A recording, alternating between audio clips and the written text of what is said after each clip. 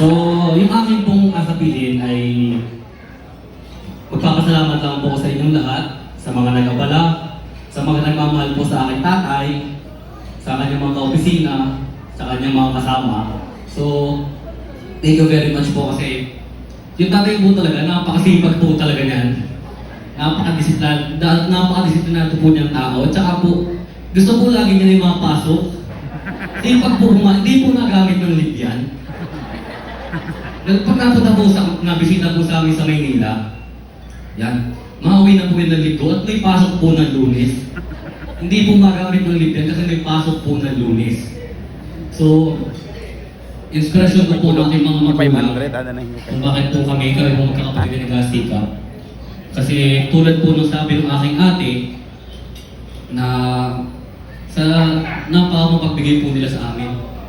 Yung kumbaga parang masuklian namin yung mga pagmamahal at saka yung mga bagay na yung mga memories na pinaparanas sila sa amin. Tulad na lamang sa pag kumakain kami sa labas, sila nagbabayad.